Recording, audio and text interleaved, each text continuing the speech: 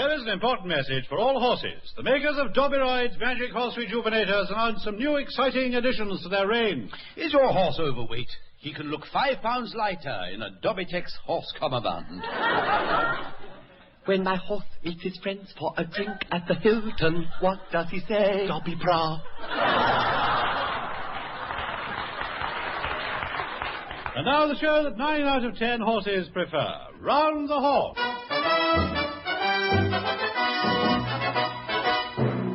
The story so far. Still on the trail of the whistling mouse nobbler, nightclub hostess Otto von Potros, disguised as a Trappist ferret breeder, makes his way on skis to the top of the Eiffel Tower. But who is Clog Potter? Where are Dimitri's trousers? Why did the man with the metal nose behave so strangely with McWhirter's blancmange? Here is the man who alone will answer none of these questions, and several others besides. Kenneth Horne.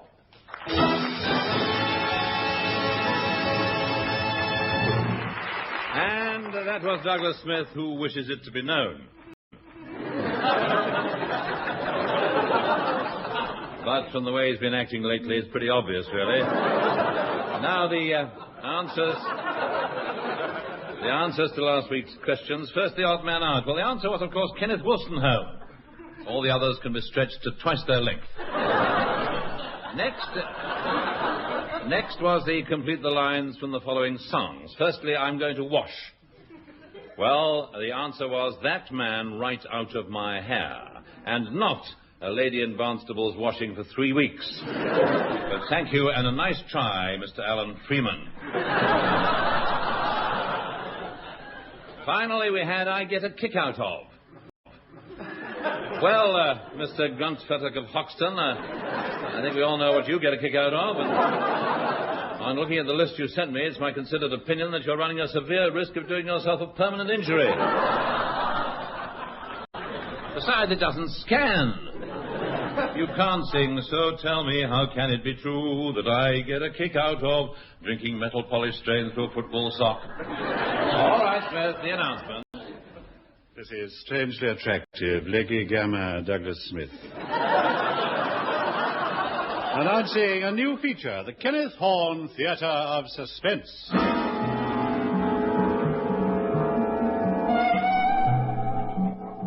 Somewhere between waking and sleeping, between the conscious and the unconscious, between Hounslow and Hammersmith Broadway, lies an area of the mind where strange things happen.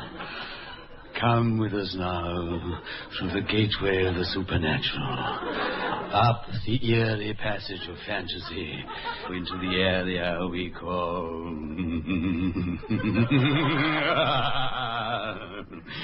the Twilight Sanctum. What do you call it?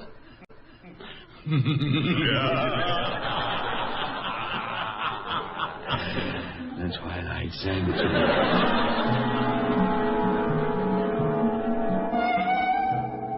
My name is Gladys Harbinger.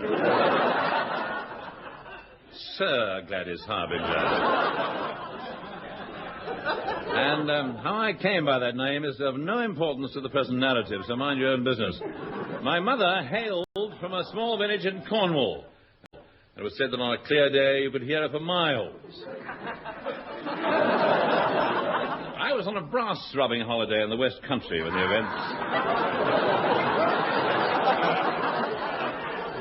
the events I'm about to relate took place. It was a cold October night. My car had broken down and I was miles from Lou. I decided to make the best of the situation and look for lodgings in the neighborhood. A distant light guided me over the lonely downs to an old inn set back off the road.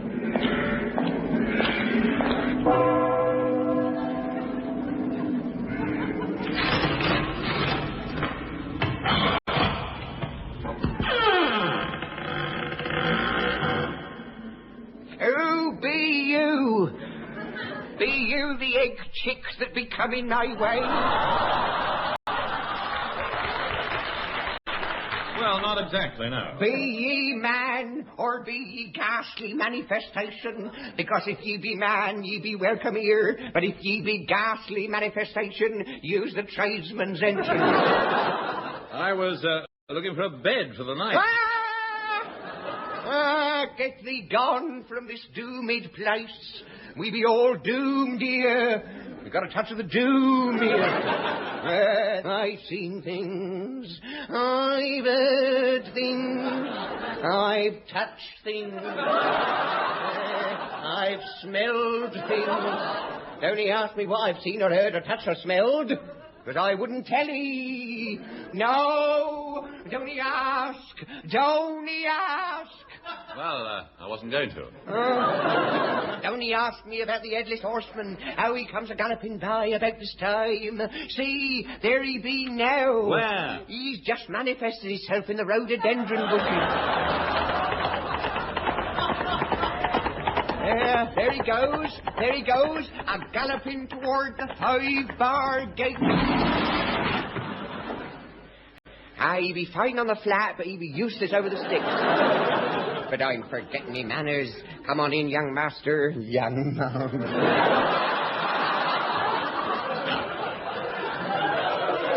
Come in, young master. Old Jem's not used to company, old Jem. He'll make you right welcome. Nothing's too much trouble for old Jem. Yeah, I'm glad to hear it. Unfortunately, it'll be old Jem's night off. So you'll have to put up with me. I be mad Tom Thigh Blast. So if you be set on staying the night in this accursed place, I'll get me wife to show ye to your chamber. Quivering Meg! There be a stranger here. Where be ye? Mad Tom wants ye. Here I am, darling. I ain't as mad as I appear. Show the gentleman to the tower room. No, Tom, no. Not the tower room. Why not the tower room? Well, I haven't made the bed. Well, in that case, put him in the Phantom Abbot's room. It's got hot and cold running. Running what? We don't know, but you can feel him scampering over your face. The only trouble is that the Phantom Abbot's room is occupied. Who by? The Phantom Abbot.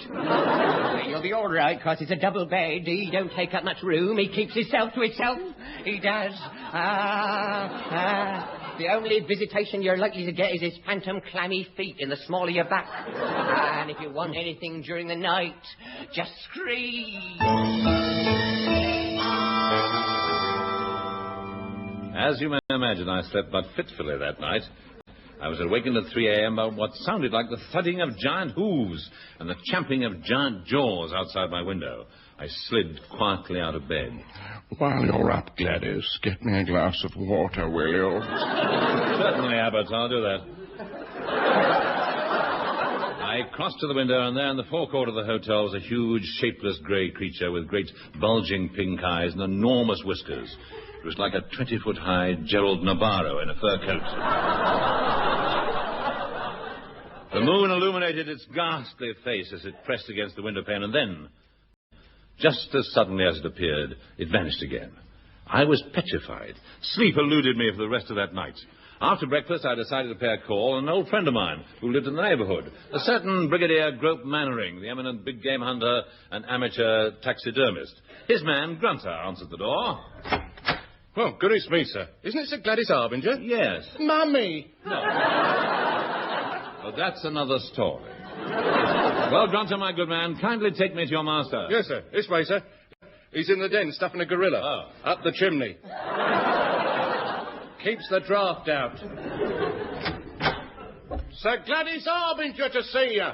Come in, old boy. Glad to see you. What brings you to these parts? Well, Grope Mannering, you're something of an expert on strange phenomena. I saw some things last night so indescribably grisly that I never want to see anything like it again. Do you know what it is? Not Mrs. Thursday. A huge, grey, furry creature with whiskers and big staring eyes. Yes, and all I can say is that if there's something strange going on in the neighborhood, it emanates from that house on the hill. Belongs to Professor Ludwig von Nosepasture. He's engaged in experimental work for the government. Perhaps he can throw some light on the mystery.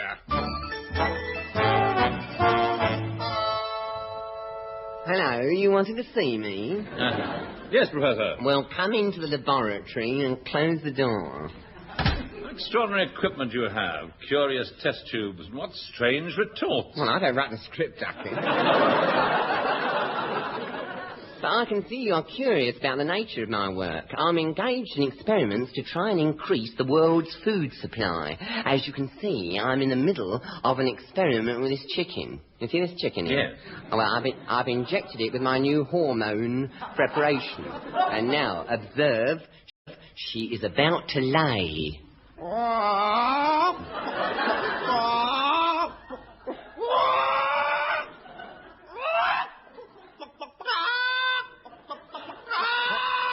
Come on, girl.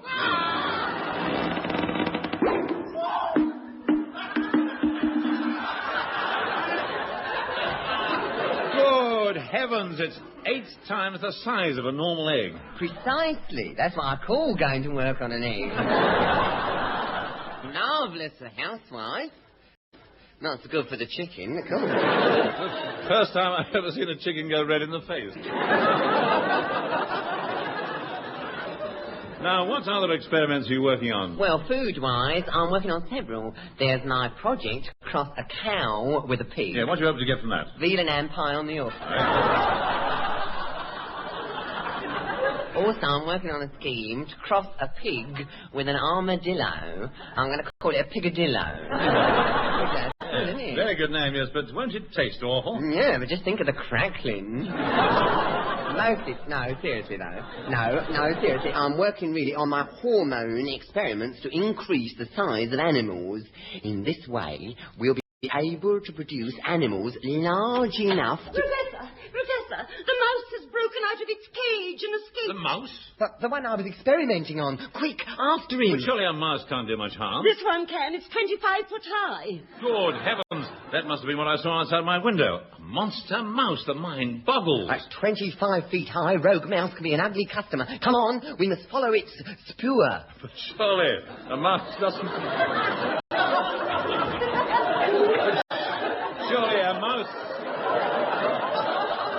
Surely a mouse doesn't leave spoor. Well, wherever he leaves, we'll follow that.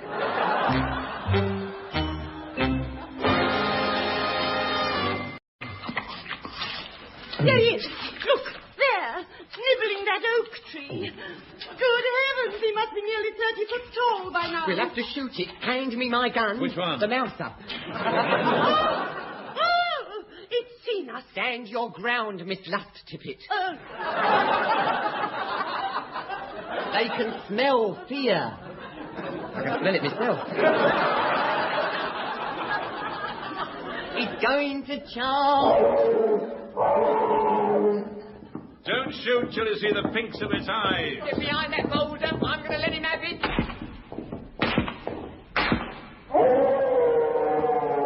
Alas, I've only winged him. I got him in the leg.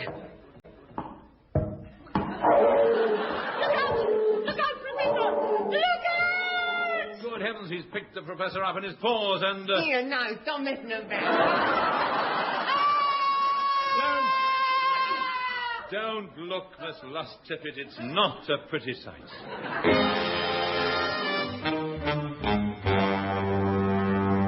The giant mouse escaped with only 3 good legs. We knew it couldn't get far. Every grocer in Exeter was asked to cooperate, and by dawn next day we'd assembled 4 tons of gorgonzola cheese impregnated with a deadly poison. The mouse sniffed the cheese, took 1 nibble, and...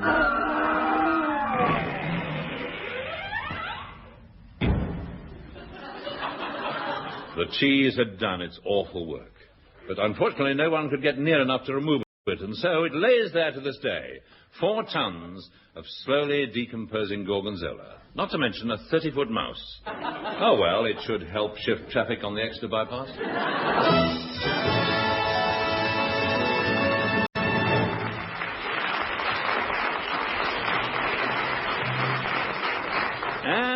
here are the Fraser Hayes Four.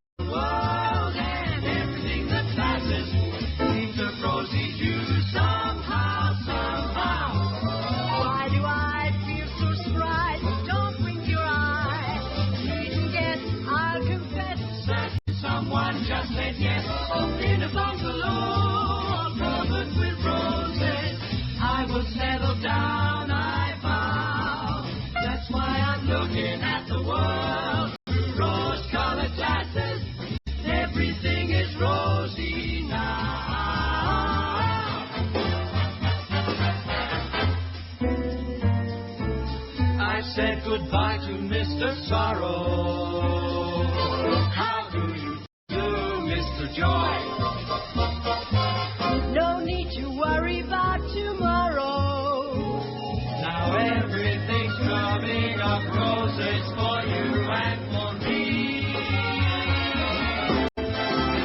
'Cause I'm looking at the world through rose-colored glasses. Everything is rosy now. Looking at the world and everything that passes seems of rosy hue somehow. Why do I feel so spry? Don't blink your eye. Needn't guess, I'll confess. I'm certain someone just said yes. In a bungalow, all covered with roses, I will settle down, I vow. that's why I'm looking at the world through rose-colored glasses. Everything is rosy now. 'Cause I'm looking, and everything is gonna be rosy now.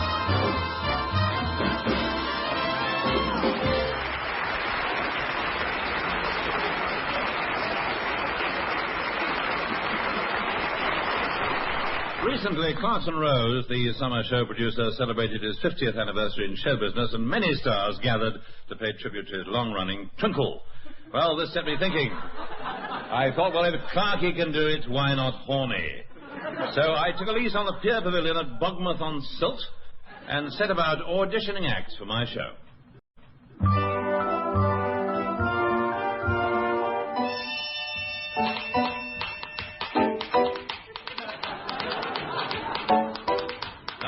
All right. Thank you, dear. Thank you. We'll let you know. Oh, but Mr. Horne, I haven't shown you my acro with the ferret. Well, I think we can take the ferret as read. Keep in touch. Next, please. Sorry I'm late, Mr. Horne. I had to move from Brixton. Oh, dear. Yeah, that's all right, Mrs. Mr. Desmond Grapple. Oh, you could have fooled me. Panto Dame Specialities. Richard, me agent, sent me up. Oh, it's a lovely Hardly boy. surprising, are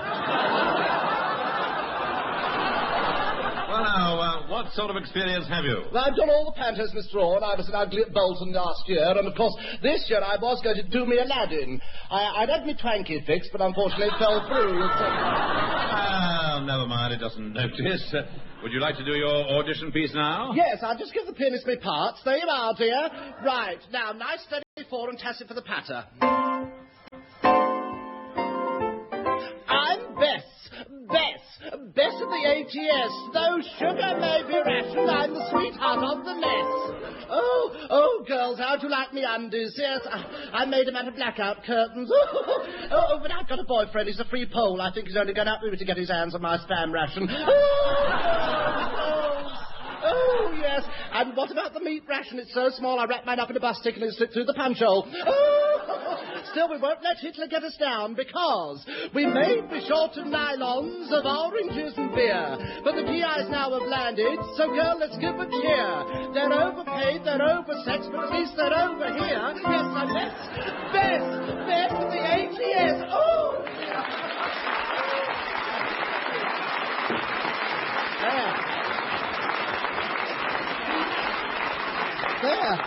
There, Mr. Horne, what do you think?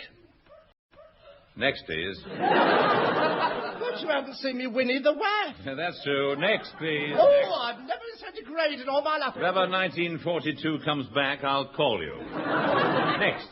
Salutations. Oh, yeah. Allow me to present myself, the great Omi Poloni, the world's fastest illusionist, and also the dampest. Music maestro, please. Let the demonstration commence. First, a few simple tricks. Quick lift of a hand deceives the eyes. Observe a perfectly ordinary pocket handkerchief. I fold it thus and thus. And then what happens? I wipe my chin. Now, after that, I squeeze into a ball and, hey presto, flags of some nations. The flags of some nations? Some nations. Yes, shouldn't that be all nations? Yes, it should, actually, but some come back from the wash a bit starched and I can't get them up my sleeve. And so to the doves. Observe as I produce doves from every part of my person. Within reason, of course. How does he do it, you ask? Well, no, actually, why was the question that sprang to mind? You can stop. All right. All right. And next, please. Why, it's Rambling Sid Rumpo. Hello, my dearie. Chirrup a chirrup for the open field, for I boggle over hill and dale and dingle down in the forest. Yes. Well, look out for gin traps. Now, what brings you rambling into this audition now? This is for the summer season at Bogmouth. I wouldn't have thought that was you at all. Well, I bethought to myself, hey-ho, for the sea salt tang of the air, where the spume runs high, and the seagulls wheel, and there's plenty of gash birds hanging about on the promenade. Oh, well, what are you going to sing for? Well, I had a rummage in me gander bag, and I found an Irish bog wanderers song, which is sung by the itinerant peat smoulderers as they huddle over the campfire, smouldering their peat. Which, of course, can happen to anyone if he's not careful. And accounts for the fact that this is a sad song. It tells of a fair colleen by the name of Molly O'Rosenthal, a lummock monger who mungs her lummocks through the streets of Dublin. It's a trade that's died out now on account of the tourists. And she sings as she trundles her cart from door to door this plaintive lament. I have fine lummocks have I.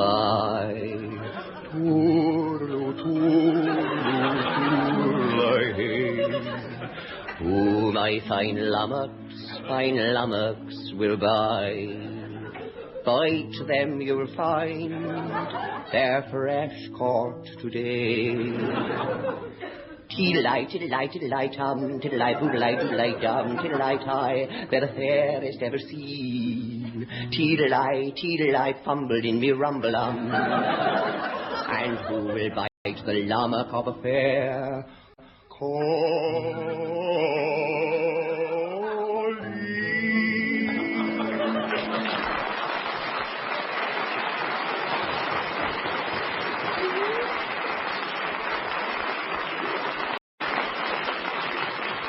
Well, thank you, Rambling Sid, and R.I.P. I beg your pardon. Or just wishful thinking. Next, and who are you, dear? Sunny Mole Strangler. What do you actually do? I'm billed as Barnsley's Charlotte Temple, Miss Vitality Plus. Oh. Well, would you like to give us a sample of your work? I beg your pardon. Would you like to give us a sample of your work? Thank you, dear. You have to speak up. You see, I don't wear the appliance when I'm working. You see, dear, the batteries make an unsightly bulge in my tutu. But I'll give you a sample of my work if you like.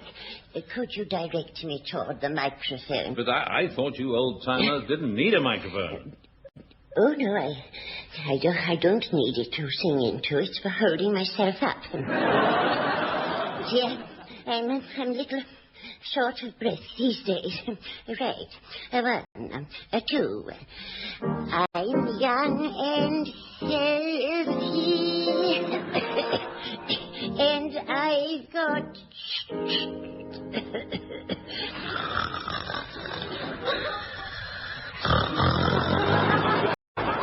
Good heavens, she's fallen asleep. Next, please, next. Oh, hello. Haven't we met before? Yes, I'm Julian. This is my friend Sandy. Yes. Well, now, what brings you trolling in here? Well, Ducky, we heard you was doing auditions, and we thought you'd be interested in having a Varda at our sesh.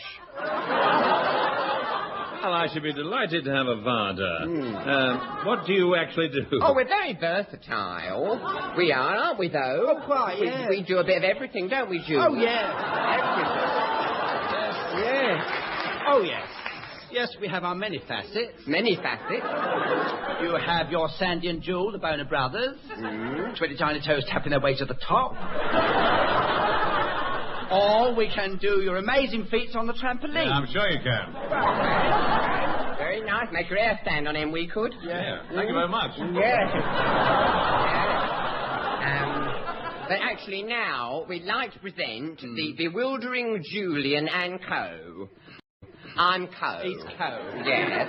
This is your actual telepathy, isn't it? Your telepathy. Telepathy. Right, put your turban on, Jewel. Get your turban on. A bit of colour, you see. Put your turban on. Go on. How's it look? Well, very striking, but should it have wax fruit on the top? No!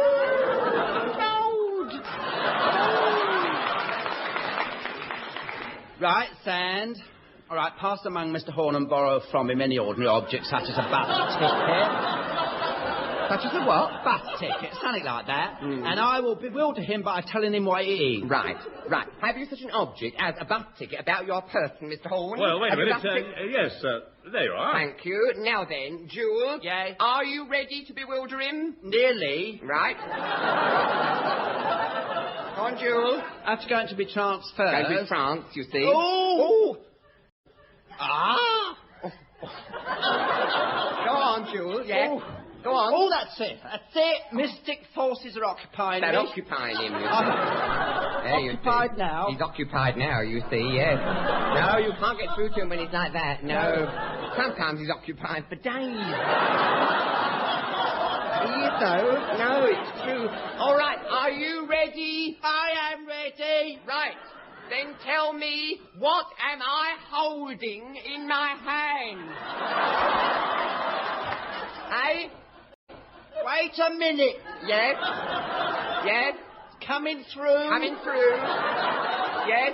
Can feel the waves. Can feel the waves. Yes, coming over him in waves it is. Yes, go on. I've got it. You've got it. Yes? Yes? Is it a potato shaped like Lloyd George's knee? No! But you're near. Is it a shepherd's pie? Oh. Look, it is oblong and has numbers on it. Oblong shepherd's pie. Look, don't you think we ought to give him a clue? All right. Now, what am I holding? Now, don't miss the bus. Come on, that's the ticket. Bus? Ticket? Fantabuloso! Brilliant, Jules. Brilliant. Absolutely brilliant. Takes your breath away. It is, as you see, a bus ticket. Doesn't that amaze you, Mr. Horne? Doesn't that amaze the way he's got it? Yeah, fantastic. Amazed you, This isn't is it? fantastic. Fantastic. Now, look, I would have been rather more impressed if he'd been wearing a blindfold. Oh, we tried that. It's hopeless.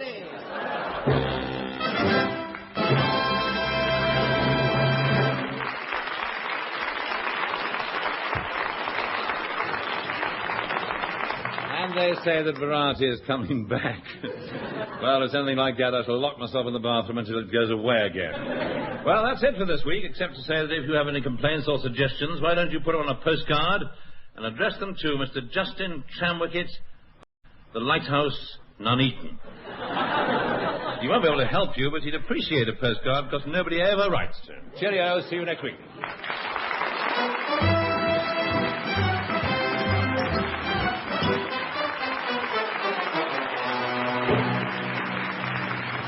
That was Round the Horne, starring Kenneth Horne, with Kenneth Williams, Hugh Paddick, Betty Marsden, and Bill Pertwee. On the musical side, you heard the Fraser Hayes Four and Edwin Braden and the Hornblowers. The script was written by Barry Took and Marty Feldman, and the show is produced by John Simmons.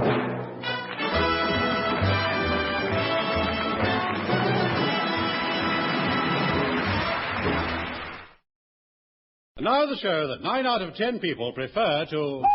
Speak for yourself, Ducky. I'll take any time. Yes, it's Round the Horne.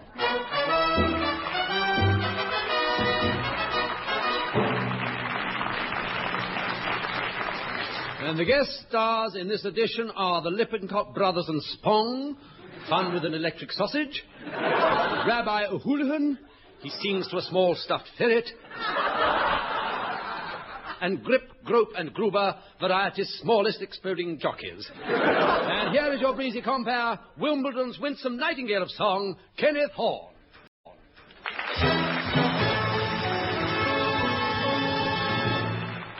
Hello again, here are the answers to last week's questions. First, the etiquette question. Well, the answer came in several parts as follows. On your lap, under the table, not with your fingers. Dip it in the melted butter. Never wave it at the butler. Not with your mouth full. And yes, but never before the royal toast, unless you absolutely have to, and then only with a warmed spoon. Finally, complete the following phrases. Hobson's is, of course, choice, fiddler's is elbow, and cobbler's is, of course, last.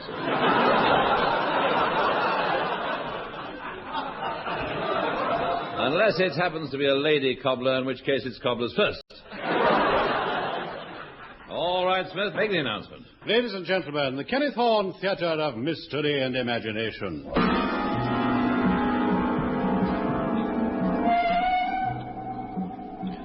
Come exploring with us into the hinterland of the imagination, across the wasteland of superstition, through the bog of taboo,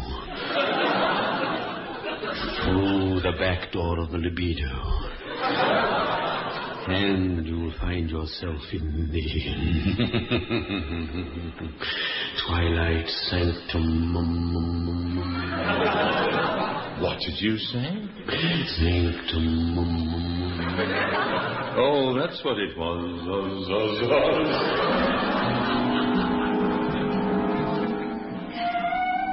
My name is Trelawney Blackstump.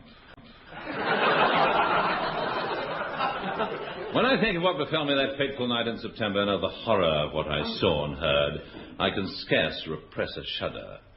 However, I shan't dwell on the Eurovision Song Contest.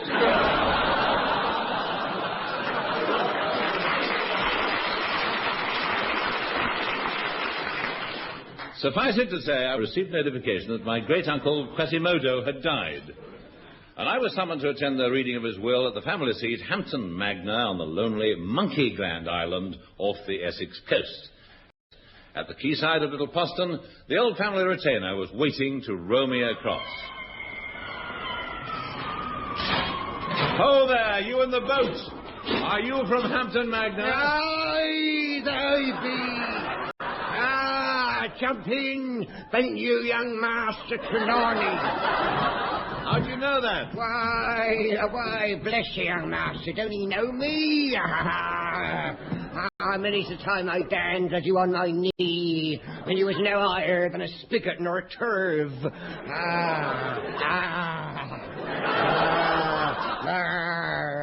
And he told he tales of smugglers, and showed he my tattoos, and let you pull me beard. Don't you know me now? Of course, Aunt Alice. Now I be old Pegleg, the family retainer. Heed my advice, young master, turn ye back while there be still time. Hampton Magna, be accursed. There be ghastly apparitions here that flaps and squeaks and hums. I've seen 'em flap, I've heard 'em squeak, and at night, to my word, they don't happen. Yeah, he be a creature of the devil, part human, part goat, part bat, and part... Yes, go on. Nobody knows if you're part missing, you see. But the worst manifestation is the ghastly bagpiper. They do say every time he plays his pipes, a black stump dies. He played the night your Uncle Quasimodo died. Go back to London, young master. You'll be doomed. We've all got a touch of the dooms. Now, taking no further, wild horses wouldn't drag me no nearer to that accursed pile. Here's half a crown. Ah, that's more like it. I got nothing against wild horses, but they won't clash 'em up the pub. Not unless they be crossed, you see. Right, young master, there she be, Monkey Gland Island. I clambered out of the boat onto the dark jetty, and Pegleg and I made our way up the path to the gloomy house. I knocked on the door. Good evening. We were expecting you. The spirits are quiet tonight. Well, really, I must be going now. Thank you very much. A most enjoyable... Come in. I'll show you to the study. Who are you? Miss Hardclinker. I was your uncle's housekeeper. This way, Master Trelawney. Here. This was your uncle's study. Oh, thank you.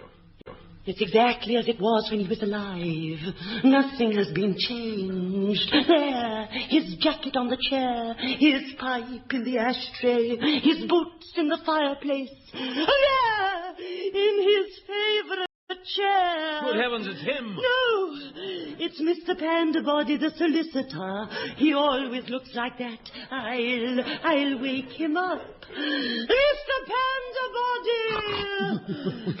What? Settle out of court. Young Trelawney, allow me to offer you my condolences. Yes, thank you, but I've already got some. Oh. But mine are cheese and tomato. Shall I summon the rest of the family? Yes, I'm ready to read the will. Shall the members of the family? I surveyed them as they assembled in the study, a motley crew. There was Captain Peregrine Blackstump, rangy and loose-limbed. So loose-limbed, in fact, that as he walked in, his leg dropped off and rolled onto the sofa. Then there was Cousin Arthur from Australia. He sat there toying with a jumbuck which protruded from his tucker bag. Miss Hardclinker and old Pegleg Spasm made up the number. The solicitor cleared his throat and addressed the company. Quasimodo Blackstump was an eccentric man. He left rather a strange will in the form of this gramophone record, which he made just before he died. I'll put it on. I, Quasimodo Blackstump, being of sound mind, do hereby bequeath all my worldly possessions as follows. My second best Yogi Bear commode to my nephew Peregrine on condition that he enters the nunnery. And to my nephew Trelawney, knowing how he's always felt about me, I leave the contents of my stables. Unfortunately, I had to sell the horses. I leave my chest expanders to Dream Shrimpton. I leave the key under the mat, supper in the oven, and the bathroom as I would wish to find it. I leave the stars above to those in love when I leave the world behind. All together now, when I leave the world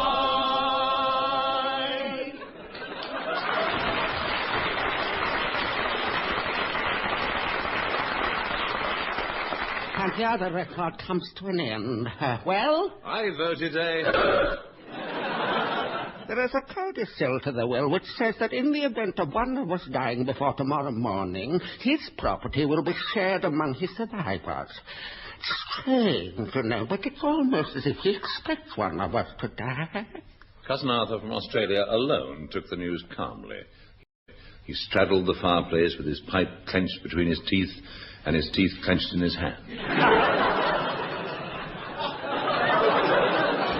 And then, producing a wallaby from his waistcoat pocket, he took some tobacco from its pouch and scoffed at our fears. You pommies are behaving like a bunch of Sheilas. I'm going to take a turn in the outback. Make sure my kangaroo's tied down. I don't like it. I don't like it at all. I feel something I don't quite understand. Sorry, Miss Hartlink. I thought it was my knee I was scratching. Listen, I'd be the piper, the phantom piper, that do herald the end of a black stump.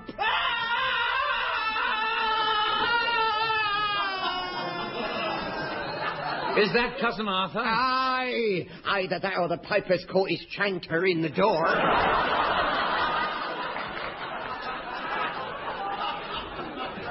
We rushed out into the hall, and there lay Cousin Arthur impaled on his own jumbuck. He was dead. The last time you came by, Billabong. I warn ye, get ye gone before 'tis too late. Get thee hence, Captain Peregrine. Flee this doom-made pile. No, I'm going to stick it out. Now, please yourself, but do it after you're gone.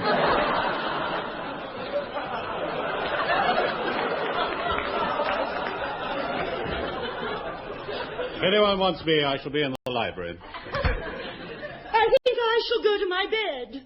How about you, Mr. Panda Body? I come part of the way with you.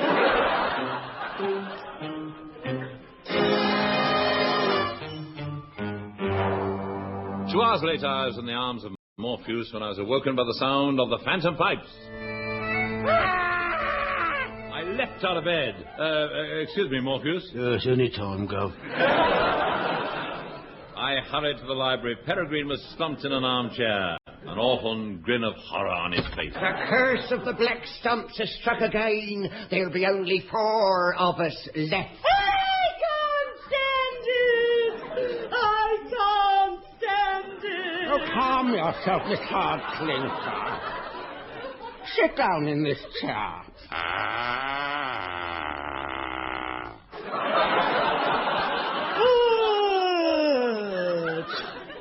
Good heavens, she's expired. Yes, I heard her.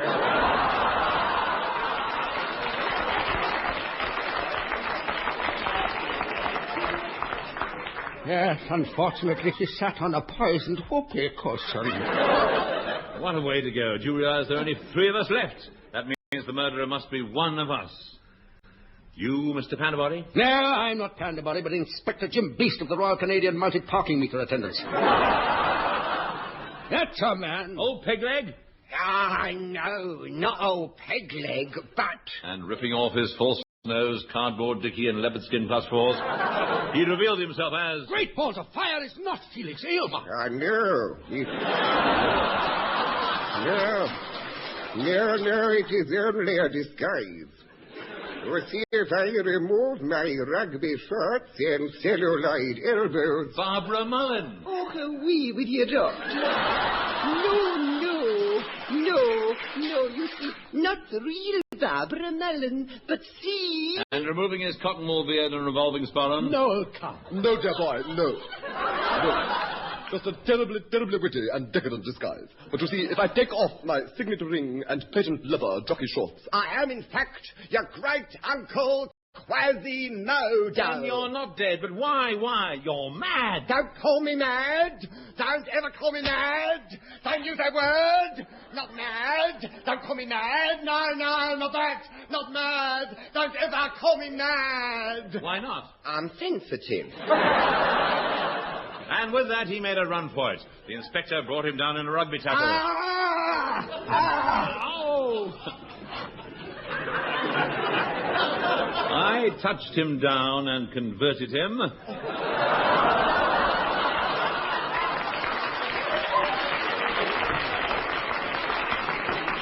And he's now running a mission in Africa.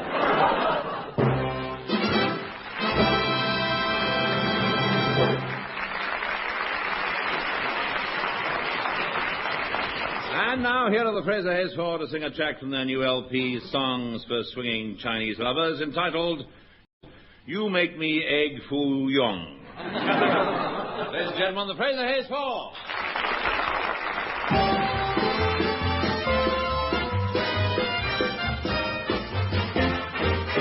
On a wonderful day like today, I defy any cloud to appear in the sky. Dare any raindrop to flop in my eye. On a wonderful day like today, on a wonderful morning like this, when the sun is as big as a yellow balloon, even the sparrows are singing in tune. On a wonderful morning like this, on a morning like this, I could kiss everybody. I'm so full of love and goodwill. Let me say furthermore, I'd adore everybody to come and dine. Pleasure's mine, and I will pay the bill. May I take this occasion to say that the whole human race should go down on its knees. Show that we're grateful for mornings like these, for the world's in a wonderful way. On a wonderful day like today's today, on a wonderful day like today.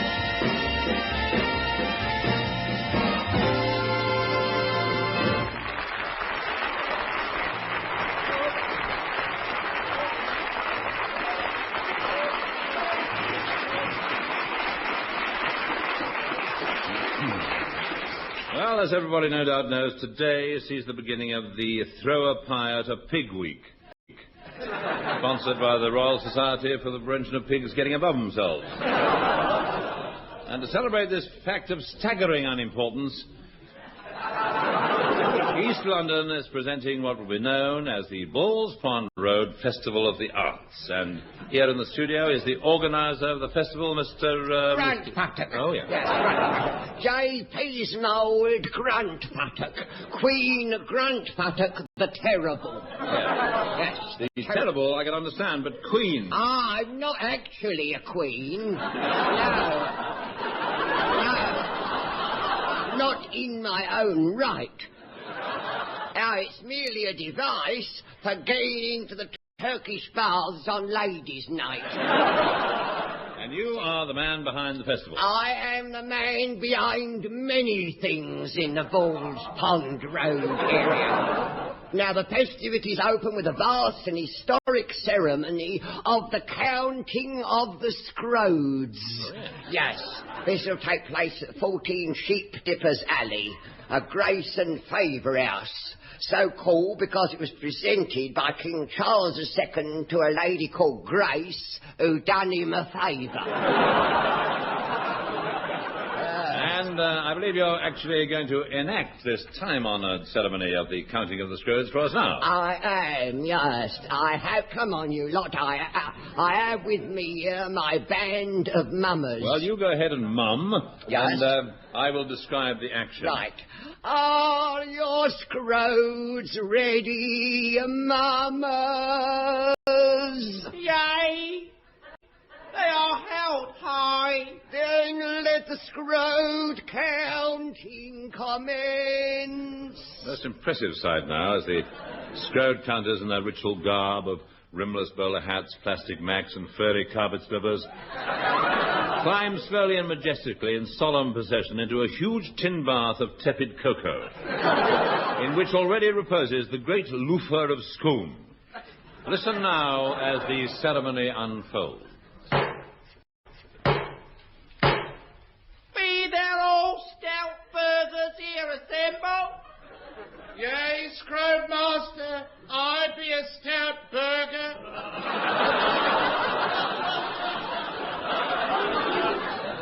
And be your appurtenances shrivelled? I'm shrivelled and bound. Then let forth the mighty Scrode blast. Let forth the Scrode blast. Let forth the Scrode blast.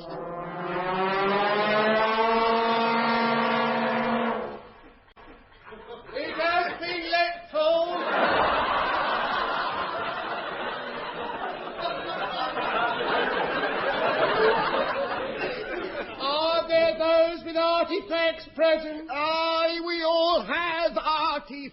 here. Then let them be grieved. Oh, yeah.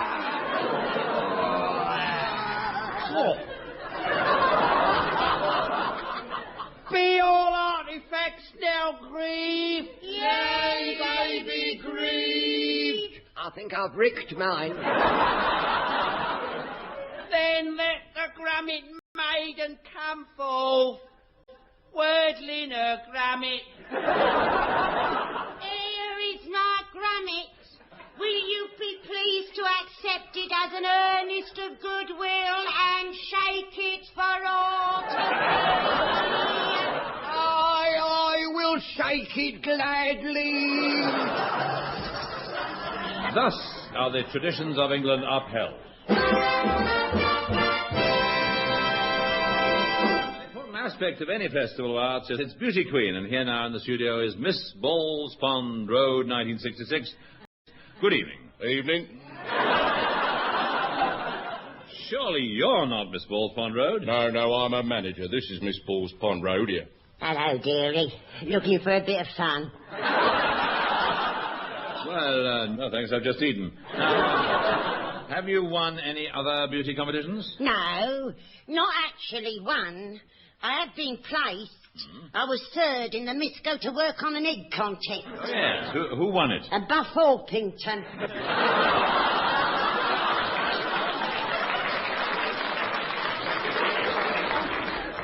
Now, a necessary adjunct of any festival of the arts these days seems to be folk singing. And whenever the talk turns to folk singers, one name is always on everybody's lips. Not a very nice name, but it does describe rambling Sid Rumper. Oh, no, me dearie, I like to sing you a song, though my bossock hangs low. And old Tom's a-coming for to carry me home. Yes, I think that's best under the circumstances, too. Now, I believe you're holding a hoot nanny at the festival. What actually is a hoot nanny? Something between an owl and a goat. Oh. It's very, very, very colourful. Now, I was a-rummaging in me gander bag, and I come up with this ditty I'm going to bend your ear with. Tells the story of a young man whose love is far away across the sea, and he says to himself, I wish I was a bird so I could fly to my true love side. Oh, how I wish I was a bird. Very nice. Yes, it is, isn't it? So he glues these feathers on himself and he leaps off the coal shed, flapping his arms. But he falls and ricks his ankle. So as he lays there, he sees this bird overhead and he sings to it as follows. Fly, little bird, way over the sea. Carry a note to my true love from me. Tell her I'll love her till we meet once more. And if she's not in, leave the message next door. Fumble me tumble and rumble me ree. Fly away over the sea.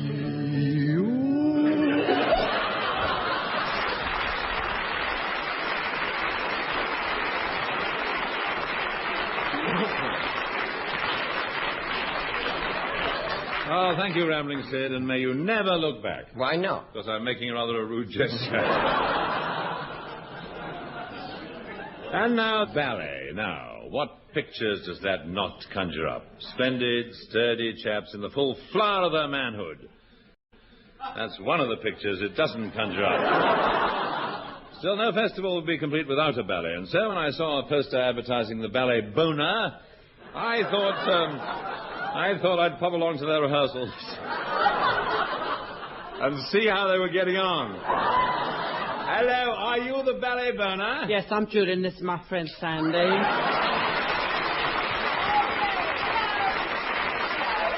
Yes. Oh, actually, to use our stage names, Julinsky and Sandayev. Sandayev. Yes. Well, how nice about your eek again. What brings you trolling in here, then? Well, I'd heard you were presenting a new ballet now. Yes, good. Could you tell me something about it? Yes, of course. It's called L'après-midi d'un goose. Yes.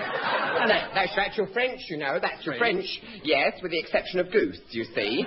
But we don't know the French for that, no. It means your goose is afternoon. That is your actual translation, isn't it? Yes, see, we're bilingual. Bilingual, you see. We've been... Bilingual. Well, I mean, we've been suiving Le Piste all on the telly every Friday, haven't we? No, does wonders for your bon mot. Yes, I'm sure it does. But surely it should be L'après-midi d'un Horne. Oh, well, you see, we went up this costumier's. They didn't have no Thorne's costumes left, did they? Not one. So all you had was this goose left over from the panto. Oh. It's actually got a trap door in it for dropping your golden egg out of. Isn't it, though? Yeah. But we're not using that. Not on no. your own. No, we're not. It lacks poetry, doesn't it? Amongst other things. Of course, the big drawback is that it's a second-hand goose, you see. Big drawback. Well, you don't know who's been in there, do you? No. Still. I mean, you have to suffer for your art. Yeah, suffer for your art. Oh, yes. What actually is the story of the ballet? Oh, the story. Well, see, Julia is the goose king. Yeah, I'm King Goose. He's the king goose, you see. And I am the hunter. Prince Roderick the Mighty, you see, and I'm trolling through this here forest. See, I come across this lovely creature. That's me.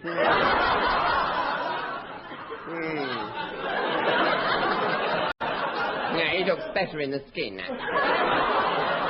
No, anyway, I've ordered this goose here, you know, cruising about on this magic pool. So what happens? What happens? Well, what? I'll tell you what happens. Here. All me hunting instincts rise.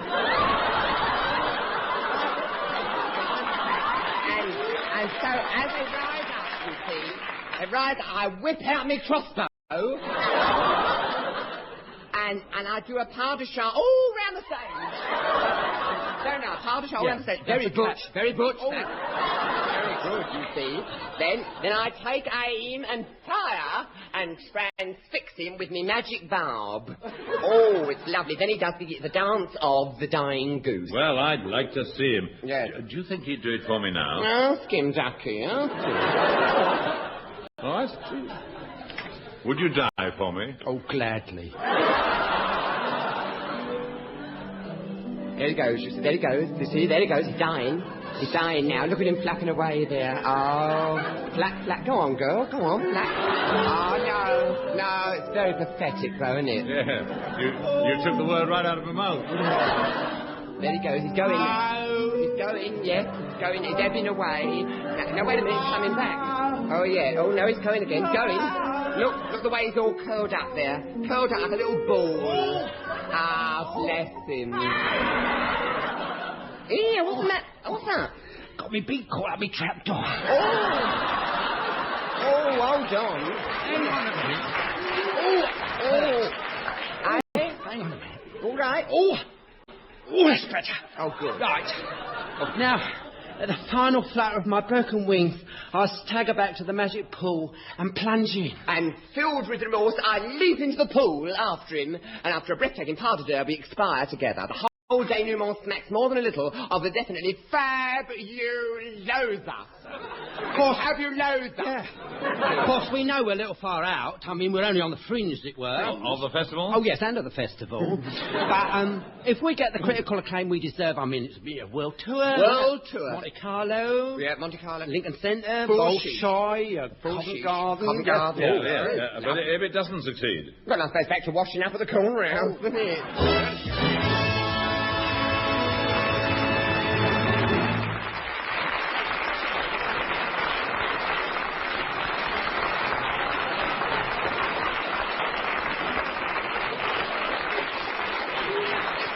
Well, that was just a glimpse of some of the many attractions that the Bald Pond Road Festival of Arts is offering.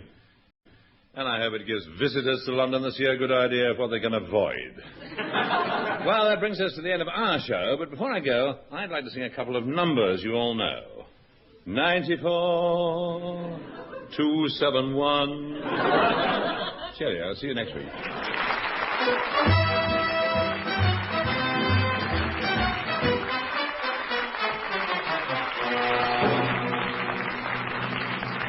That was Round the Horne, starring Kenneth Horne, with Kenneth Williams, Hugh Paddick, Betty Marsden, and Bill Pertwee. On the musical side, you heard the Fraser Hayes Four and Edwin Brayton and the Hornblowers. The script was written by Barry Took and Marty Feldman, and the show is produced by John Simmons.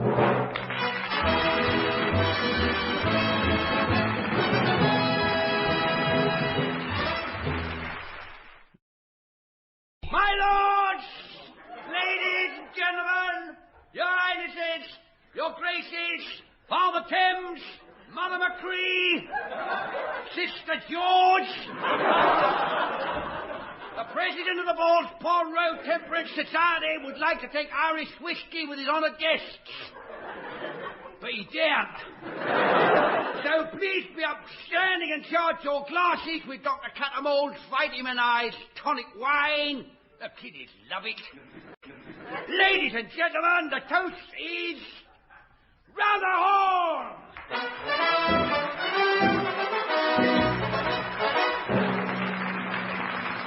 And in this edition, you'll be able to meet Dermot Staybaker and René, Thrills and Spills on the Mighty Bacon Slicer. The music will be provided by Captain Peregrine Simcox and the massed pipes of the 14th Mounted Sanitary Inspectors. But here now is your own, your very own, Kenneth the Tiddly-Winky Girl, Horne.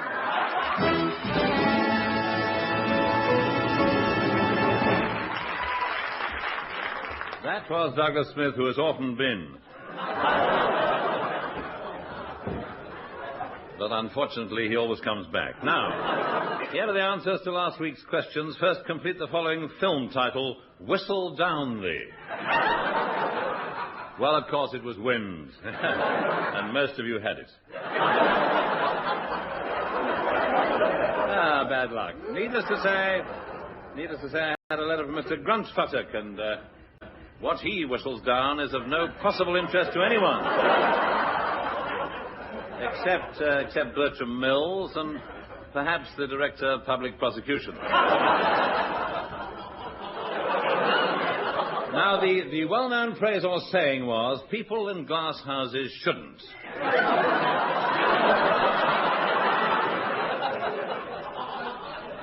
And, of course, that is complete as it stands. All right, Smith, now make the announcement. Certainly, sir. And now, since this is the final program of the series, this is positively your last chance to throw yourselves at the feet of D. Smith, Demon Boy Announcer, and demonstrate the esteem in which you hold me. What, no one? Oh, well, the Kenneth Horne Theatre of Suspense.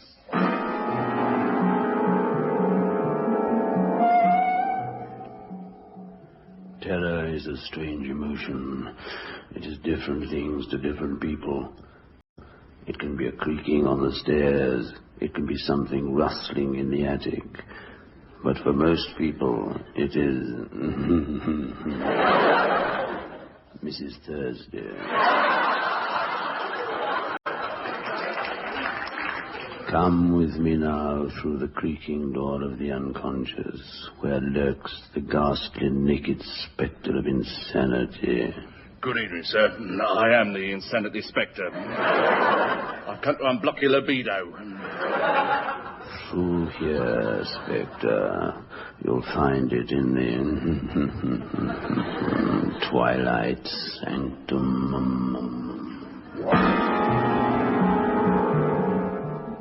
My name is Ebenezer Cuck-Powder. But we won't go into that now.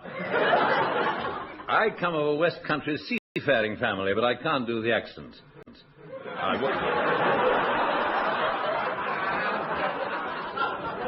I can actually, but I won't. The story I'm about to relate took place when I was but a strip of a lad. The lad in question being my father, and the slip being me.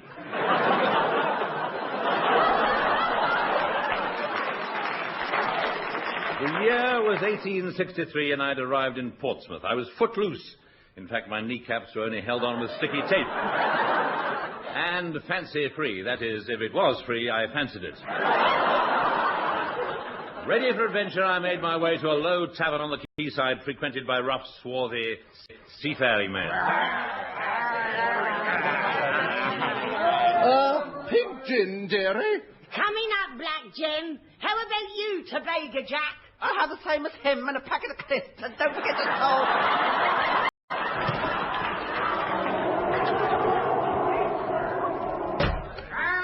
Shiver me timbers!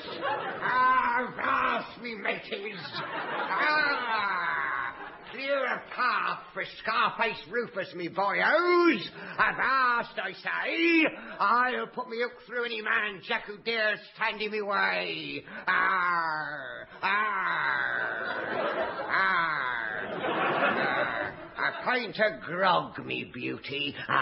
Come here, me dear. Give us a kiss. Arr! Eden and Vicar. What brings you in here, Scarface? I be looking for a crew to sail with Captain Ahab. He be shipping out tonight. Which of ye stout-hearted lads will sign on? Shanghai Charlie, Frisco Sam, Yokohama Mike, Western Supermare Alf?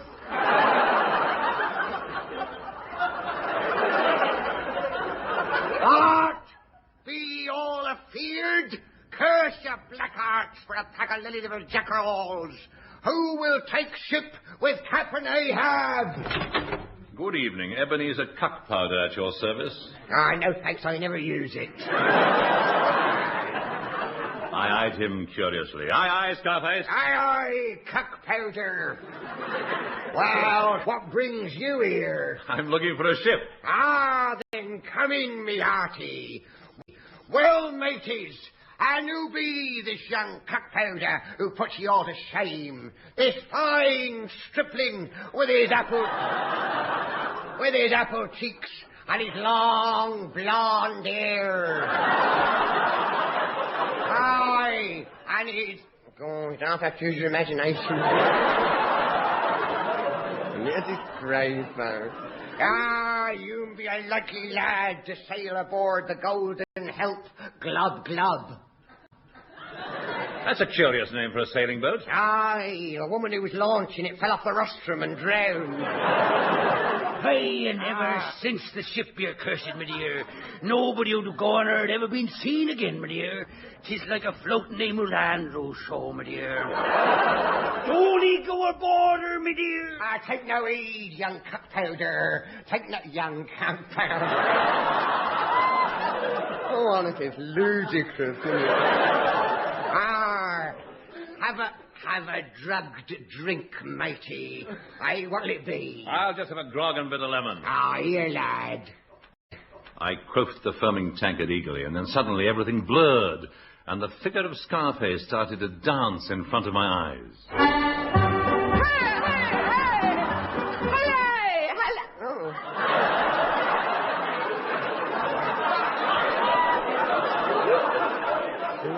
Sorry, I spoke. When I came to, it was to find myself lying on a bunk surrounded by the faces of as ruffianly a band of desperados as one could wish to meet. That's outside of Eddie Braden and the Hornblowers, of course. One of the scoundrels leant over me. Hello, matey. Be you feeling better? Where am I? You be in the evil-smelling forecastle of Captain Ahab's ship, and these are some of the evil-smelling folks who'll be your shipmates. This'n be One-Eyed Culpepper. Hello, matey. This be Black-Hearted Obadiah Loombogo. Hello, matey.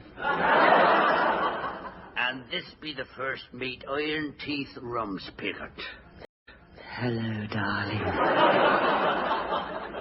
You been Shanghai, young cockpowder. We be 4 weeks out of Portsmouth bound for the China Sea. We be going after Moby Duck. Shouldn't that be Dick? No.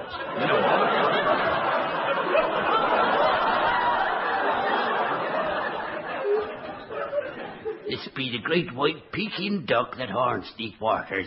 80 foot long it be, with a 200-foot wingspan. And they do say as how when it lays an egg in the China Seas, there be tidal waves at Scarborough, my dear.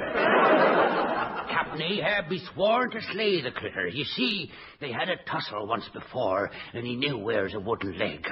Oh, that'd be a fearsome critter. Yes, I can imagine. It's not every day you see a giant duck with a wooden leg, is It's it? not the duck, it's Captain Ahab. Here he comes now. Morning, scum. Morning. Curse all they black hearts, ye bunch of snivelling toadies. Oh, thank you, Captain. Any complaints? Well, the food, Captain, that'd be awful. For the last 4 weeks, we've had nothing but baked beans. There's rumblings in the forecastle every night. Silence! Silence, One Eye! How would thee like a taste of the cat? Oh, thank you, Captain. It'll make a change from all them baked beans. Captain, we can't go on like this. No. Mutinous dogs. Where's Mr. Christian? Mr. Christian! Now, do me a favour, what do you want?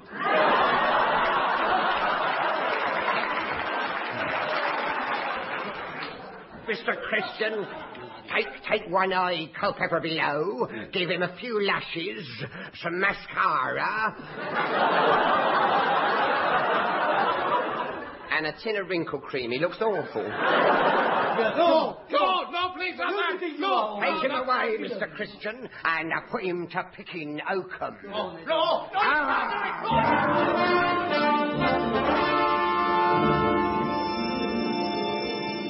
For the next 2 weeks, the poor wretch lay below, picking away at his oakum. It's an unpleasant habit, but it passes the time at sea.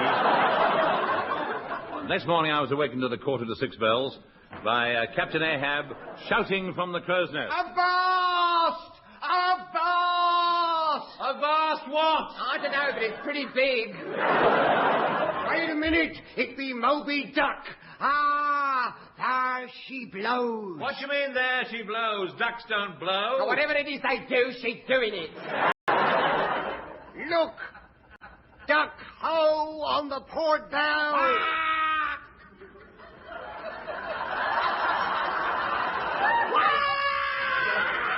Thank you, Ducky.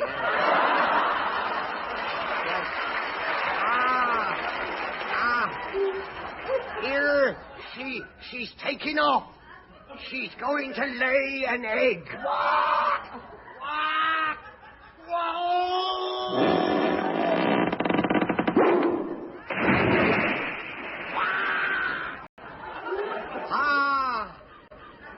Man the harpoon gun.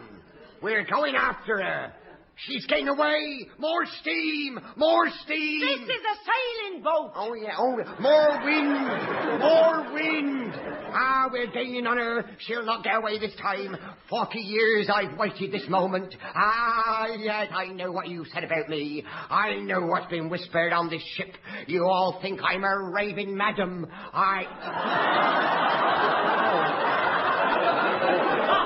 Kenneth, it's a misprint. It should be a raving madman. Oh, yeah. Yeah, I thought it was a bit bold. Yeah. Raving madman, cool. I may be mad, but that duck be the cause of my madness. I will have vengeance. There she be, alongside now.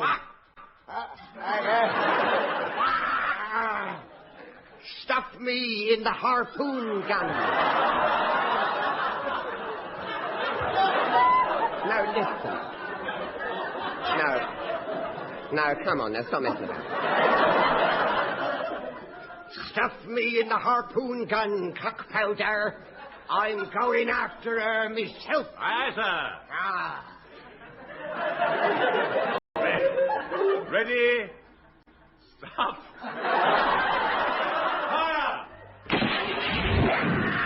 Oh, congratulations. A direct hit. Where?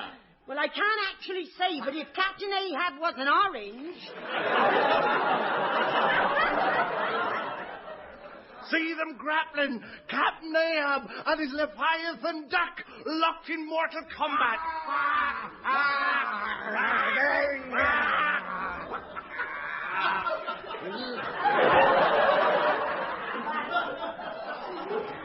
For hours, it seemed, the duel continued, no quarter being given or asked. But at last, with a final flurry of its huge webbed feet, Moby Duck succumbed.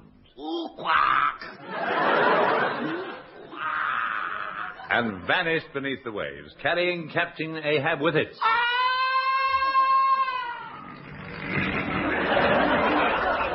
And there endeth my chronicle. And even today, 80 years later, though I'm old, bent, and sore,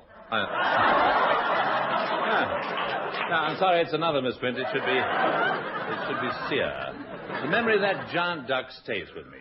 Whenever I eat duck à l'orange at the Ritz, I think to myself with a quiet smile, it's amazing what you can get away with in Round the Horne.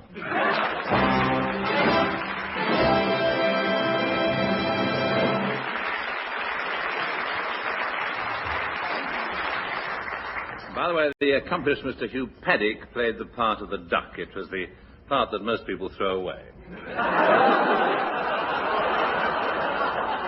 And now, here are the Fraser Hayes Four, who spent all the morning polishing their scales and cleaning their little webbed feet, so as to be nice and smart as they sing... Supercalifragilisticexpialidocious. Ladies and gentlemen, the Fraser Hayes Four.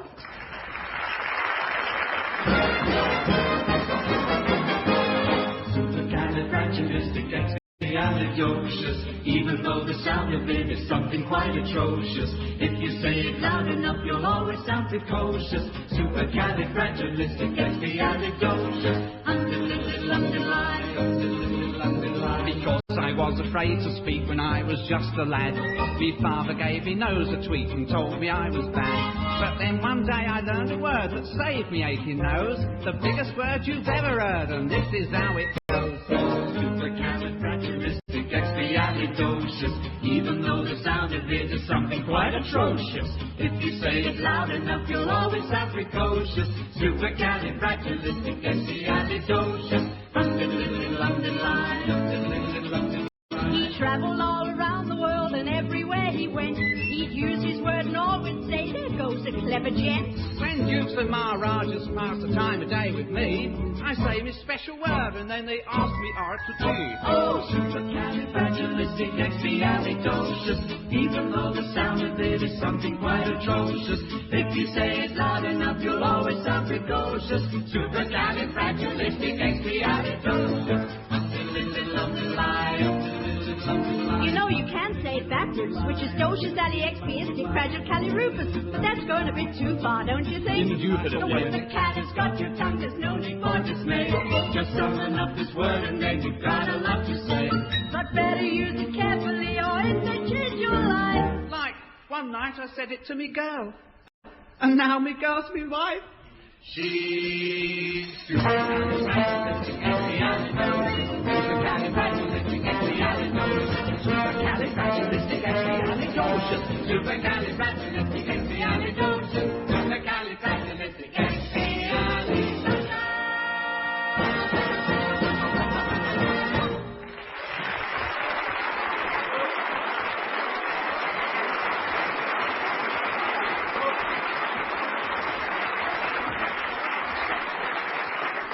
And now, trends.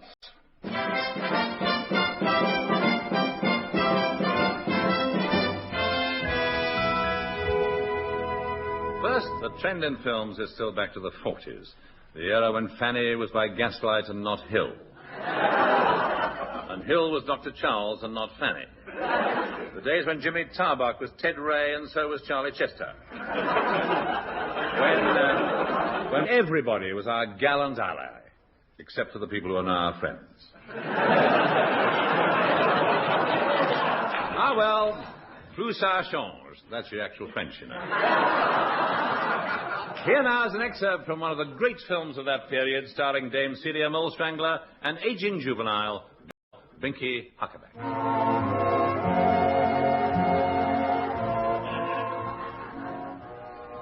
Charles. Charles. I thought you'd never get here. It wasn't easy. But I pulled it off.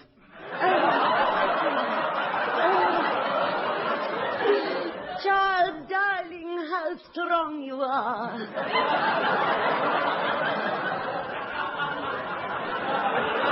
Oh, Fiona, how I love you in these gay, madcap, antic, heidenish, exuberant moods of yours. You just twinkle. Only for you, Charles. Only for you. Come, sit here by me. Tell me, Charles, is it bad? At the front. At the front. Pretty bad. At the front. Not too good at the back. But she's done the sides beautifully.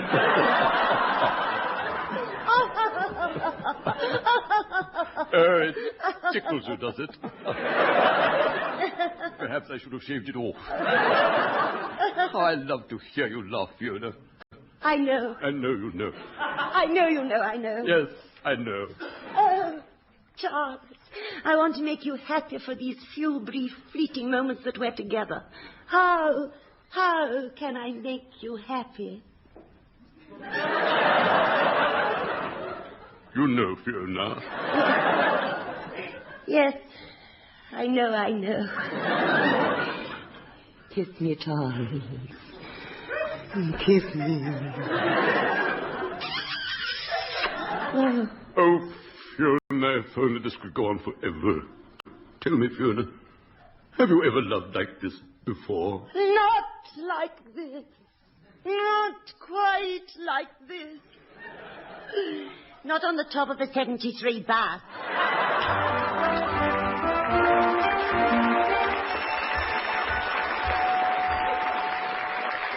Yes, it beggars description, doesn't it?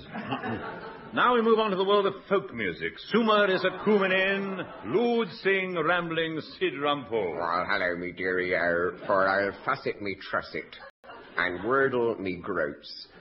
And if that don't work, I'll poke it down with a stick. Well, I wouldn't, you know. It might turn nasty if it's disturbed. Now, what ineffable ullage have you got for us this week? It is a Runcorn Splod Cobblers song, sung by the Splod Cobblers of Runcorn as they pump their cordwangle bellow afore cobbling their splods. It's best to do it in that order. You see, the splod has to be white hot, otherwise it gets the bogle in it, and you can't do nothing with a bogled splod. No, I believe that even the dustman won't take it away. I won't take it away.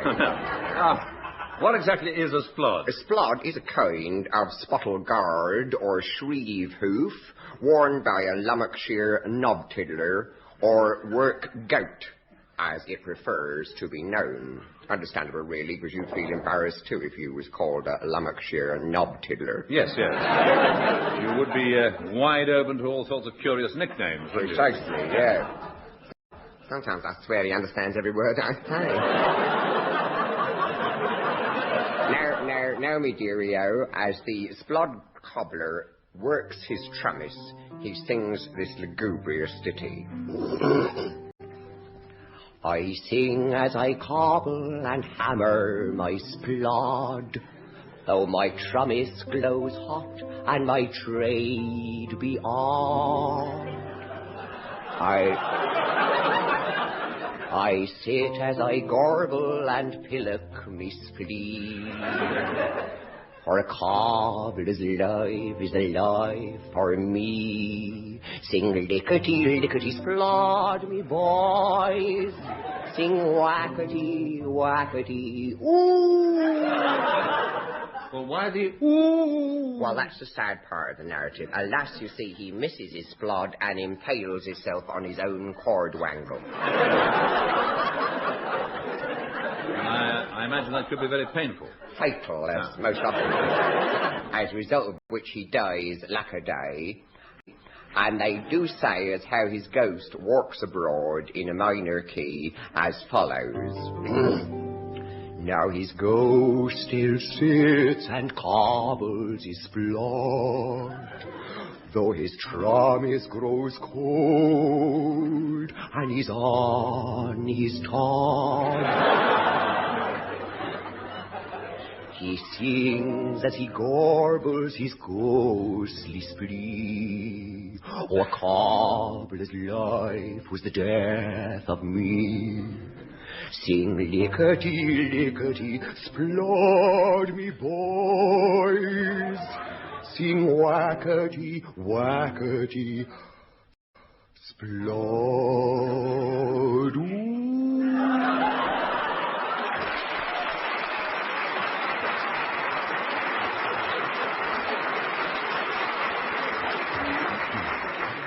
Well, I think there's an awful warning for us all there.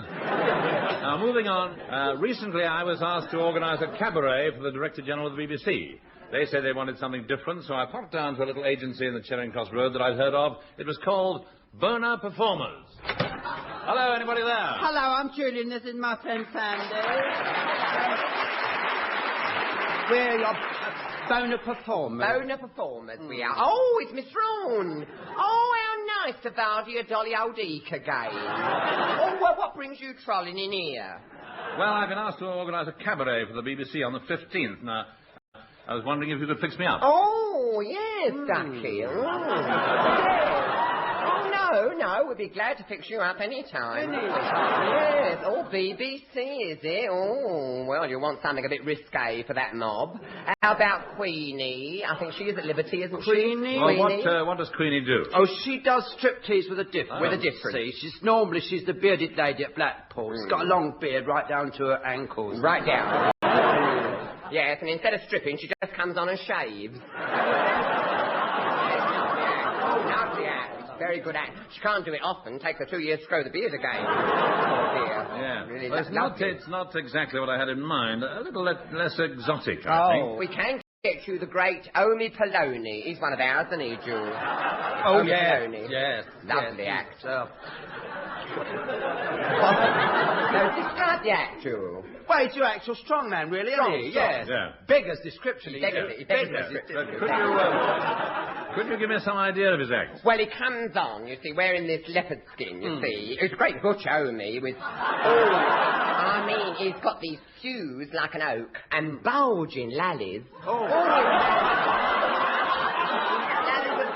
Well, he bends an arm bar, tears 2 telephone directories in half, he drives a nail through a plank with his bare fist, and then, as a finale for his piece de resistance... That's your actual French.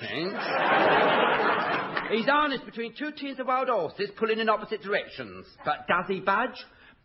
Budge he does not. And we bill him as the strongest man on earth. Well, I'll take him then. Oh, you can't have him on the 15th. That's the night for washing his hair. All right, well, now, who else have you got that's available? Well, we're available, and we say. Extremely. We will be happy to oblige on the 15th. We are your great all-round entertainers, Sand and Jewel, a show in their selves. All round. Brightest stars in the showbiz firmament. We can be seen nightly at the Marine Commando Club in Paddington. Over there, you see. We can be seen up there. Yeah, why don't you come and see us, eh? Drag yourself up there one night. We have to be seen to be believed. Yes. And what, I shudder to ask, do you do? Oh, he bold! Oh, we go too far, don't we? Well, we're versatile, Mr. Horne. You name it, and we do it. All right. Sing? No, not your actual singing, no. Dance? No. Juggle? No. Conjure? No. Well, I thought you said if I named it, you could do it. Oh, yes, Ducky, but you haven't named it yet.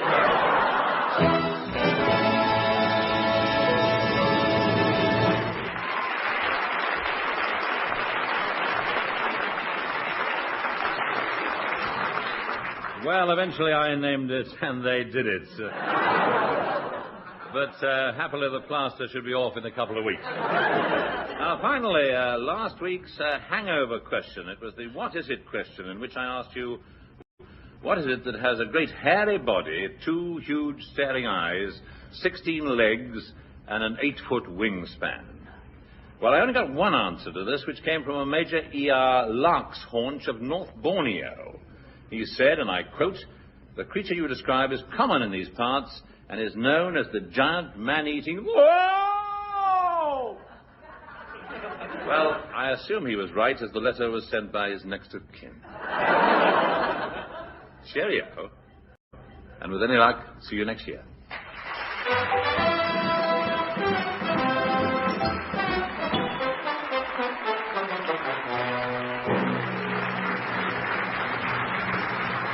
That was Round the Horne, starring Kenneth Horne, with Kenneth Williams, Hugh Paddick, Betty Marsden, and Bill Pertwee. On the musical side, you heard the Fraser Hayes Four and Edwin Braden and the Hornblowers. The script was written by Barry Took and Marty Feldman, and the show was produced by John Simmons.